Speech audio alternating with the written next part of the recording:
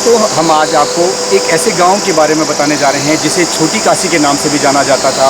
और आदि गुरु शंकराचार्य का ये बसाया हुआ जो गांव है उसका नाम हाट है। चमोली जिले में इन दिनों दसोली ब्लॉक का हाट गांव चर्चा में है।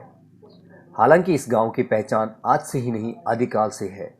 अपने पौराणिक और धार्मिक महत्व के कारण इस गांव को छोटी काशी नाम से भी जाना जाता है। 2003 में इस क्षेत्र में 444 मेगावाट की विष्णुगाड जल विद्युत परियोजना का निर्माण किए जाने के लिए सरकार द्वारा भूमि अधिग्रहित की गई है। हाट गांव में 140 परिवार रहते थे। वर्तमान समय में 112 परिवार कंपनी से मुआवजा लेकर अन्य जगहों पर विस्थापित हो चुके हैं। कुछ परिवारों को कंपनी प्रबंधन द्वारा प्रशासन के साथ मिलकर बलपूर्वक खाली करवा कर उनके भवनों का ध्वस्तीकरण किया गया, जिससे ग्रामीण काफ़ी आहत हुए हैं और अपने पैतृक भूमि और जन्म और कर्म भूमि को छोड़ने का दर्द हाट गांव के परियोजना प्रभावितों की आंखों में साफ देखा जा सकता है। जिस तरह के हालात अब बन गए हैं, उससे लगता है कि 1059 में आदि गुरु शंकराचार्य द्वारा बंगाल के गौड़ ब्राह्मण की बसावट से बसा हाट गांव अब देश और राज्य में बिजली की ज़रूरत को पूरा करने के लिए इतिहास के पन्नों में सिमट जाएगा। हाट गांव के इतिहास में सिमटने की ये कहानी अलकनंदा नदी पर वर्ष 2003 से निर्माणाधीन 444 मेगावाट विष्णु प्रयाग पीपल कोटी जल विद्युत परियोजना के निर्माण कार्य से शुरू होने के साथ हुई थी। 4000 करोड़ की इस योजना के लिए हेलंग से पीपल कोटी तक 13.4 किलोमीटर के टनल का निर्माण कर अलकनंदा नदी के पानी को टनल से गुजार हाट गांव में 111 मेगावाट की 4 टरबाइनों के जरिए 444 मेगावाट बिजली का उत्पादन करने की योजना तैयार हुई थी। परियोजना के निर्माण के लिए शासन, प्रशासन और परियोजना का निर्माण करने वाली कंपनी TSDC लिमिटेड की ओर से कई दौर की वार्ता की गई और गांव की जमीन का अधिग्रहण कर लिया गया। इसके बाद 2021 के सितंबर माह तक 144 परिवारों में से 112 परिवार अन्यत्र बसा दिए गए थे और बस गए थे। लेकिन कुछ परिवारों ने विस्थापन के लिए सड़क, बिजली, पानी, स्कूल, सामुदायिक विकास जैसी शर्तों को पूरा करने तक गांव से न जाने की बात कही। वर्ष 2009 में भी इसको लेकर चमोली जिला प्रशासन, कंपनी और ग्रामीणों के बीच सहमति बनी थी। लेकिन कंपनी और प्रशासन वर्ष 2021 तक भी इन शर्तों को 100% पूर्ण नहीं कर सकी। परियोजना निर्माण की योजना के अनुसार वर्ष 2020 में परियोजना से विद्युत उत्पादन कार्य शुरू हो जाना था, जो नहीं हो पाया, जिसे कंपनी प्रबंधन और नीति नियंता एक किस्म का नुकसान मान रहे हैं।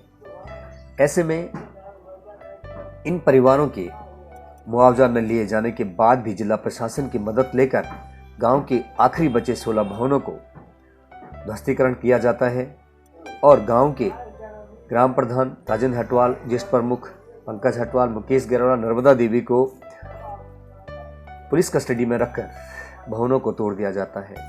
यहाँ गांव के एक घर में बने बगडवाल देवता के मंदिर को भी तोड़ दिया गया है, जबकि सामूहिक मंदिरों को ध्वस्त न किए जाने की बात कंपनी अधिकारियों द्वारा कई बार ग्रामीणों से कही गई थी। अब कंपनी की ओर से गांव के लक्ष्मी नारायण मंदिर और शिव मंदिर के साथ विलवन के संरक्षण की बात कही जा रही है, जबकि ग्रामीणों का कहना है गांव में धार्मिक आस्था से जुड़े विस्कम, विश्वकर्मा देवता, चंडिका मंदिर, कालिका मंदिर, सूरज कुंड, सप्तकुंड जैसे मंदिरों को संरक्षण को लेकर कोई बात प्रशासन या कंपनी प्रबंधन नहीं कर रहा है। गांव का नाम परियोजना के दस्तावेजों में महज अधिग्रहित भूमि के नाम से दर्ज है, जो भविष्य में लोगों को सुनाई भी नहीं देगा। गांव के परिवारों के इकट्ठे के बाद गांव का नाम बमुश्किल लिया जाएगा, क्योंकि परियोजना के नाम में भी गांव के नाम का कोई जगह नहीं मिल सकी। ऐसे में भविष्य में इस गांव की जानकारी महज स्कंद पुराण के केदार खंड में अध्याय 58 से 8 से 23 तक लिखे श्लोकों में मिल सकेगा, इतिहास के पन्नों में लिखा मिलेगा। और हम जो इसके साक्षी हैं सिर्फ ये कह सकेंगे एक हाट गांव था। जैसा कि हाट गांव को अपने धार्मिक और पौराणिक महत्व के लिए छोटी काशी के नाम से जाना जाता था, तो इसको लेकर पंडित सुनील कोठियाल बताते हैं कि हाट गांव को आदि गुरु शंकराचार्य जी ने वर्ष 1059 में बंगाल के गौड़ ब्राह्मण सुदर्शन व बिल्लेश्वर को लक्ष्मी नारायण मंदिर की पूजा का जिम्मा देकर बसाया था। समय के साथ बंगाल से आए गौड़ ब्राह्मणों को यहाँ हटवाल के नाम से जाना जाने लगा और ये बद्रीनाथ पैदल यात्रा के दौरान तीर्थ यात्रियों को पड़ाव और पूजा अर्चना का मुख्य केंद्र बन गया। हटवाल परिवार की ओर से देव आज्ञा लेकर चांदपुर गढ़ी के पंवार राजवंशी के दीवानों के गांव गैरोली गांव से कुल पुरोहितों के रूप में गैरोला परिवार को हाट लाया गया।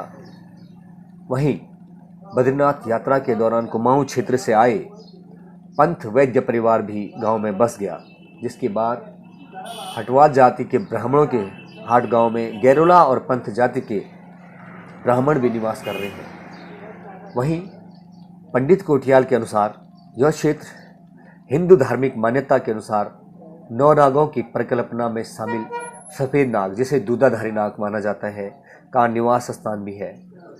साथ ही इन्हें लक्ष्मी नारायण पंचायत में पार्षदों के रूप में माना जाता है। गांव में चंडिका देवी का विशेष महत्व बताया जाता है। साथ ही गांव में प्राकृतिक रूप से उगने वाले बेलपत्री के पेड़ हाट गांव के विशिष्ट पारिस्थितिकी तंत्र को परिलक्षित करता है। गैरोला ब्राह्मण कर्मकांड के साथ ही तंत्र विद्या के साधक भी माने जाते थे, जबकि हरसाली तोक के जोशी ब्राह्मण ज्योतिष विद्या के उद्भट विद्वान माने जाते हैं। कहा जाता है कि राजशाही के काल में पंचांग की प्रमाणिकता के लिए विद्वान ब्राह्मणों की अनुशंसा जरूरी समझी जाती थी। नवग्रह में सूर्य आधारित ज्योतिष गणना के लिए हाट गांव उपयुक्त स्थान था। साथ ही उत्कृष्ट काष्ठकला के शिल्पी व राजमिस्त्री व देव उत्सवों के दौरान वादन विद्या के पारंगत ढोल वादक भी इस समतामूलक ग्राम की विशिष्ट पहचान रहे हैं। तो विकास के आधार बनते हुए हाट गांव का नाम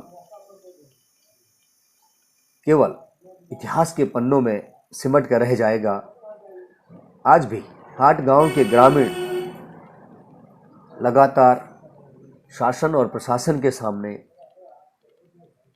कंपनी और गांव वालों के बीच जो समझौते हुए उन्हें पूरे करने की मांग को लेकर जगह जगह पर आंदोलन कर रहे हैं।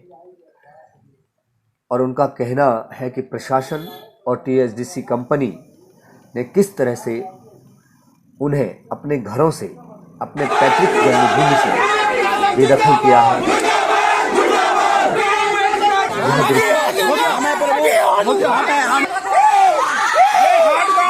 मैंने कहा आप 3 अक्टूबर को कमेटी की रिपोर्ट आने दीजिए, मिल के बैठ के बात करेंगे। किसी ने नहीं सुनी हमारी। हमारा क्या दोष है? हम पूछना चाहते हैं जिलाधिकारी से, अपनी सरकार से, इन दरिंदों से हम पूछना चाहते हैं कि आजीविका का साधन है, लेकिन तुम लोगों ने ये सब बर्बाद करके क्या मिला आप लोगों को? हमको बेघर करके क्या मिला आप लोगों को? वो गुप्ता प्रसाद पंत देखिए आलिशान बंगले कोठियों में अपने बच्चे रखे हैं। उस अंधे आदमी को पूछिए आप, वो कहाँ रहेगा? पूछा कभी एक बार अपने बच्चों की तरफ देखना, फिर अपने बारे में सोचना, फिर गुप्ता प्रसाद के बारे में। ये बेचारी राजस्थान बॉर्डर पे इनका लड़का फौज में है, वो अचानक छुट्टी लेके आ रहा था रास्ते में। भाग्यपूर्ण है और कहीं भी न्याय संगत नहीं है। हालांकि हाट गांव के ग्रामीणों का यह भी कहना है कि वो कभी भी विकास के विरोधी नहीं रहे। विकास के विरोधी होते तो जब परियोजना के लिए जमीन अधिग्रहित हो रही थी तभी विरोध करते। हजारों करोड़ से बनने वाली इस योजना का लाभ पूरे देश को, पूरे प्रदेश को होने वाला है।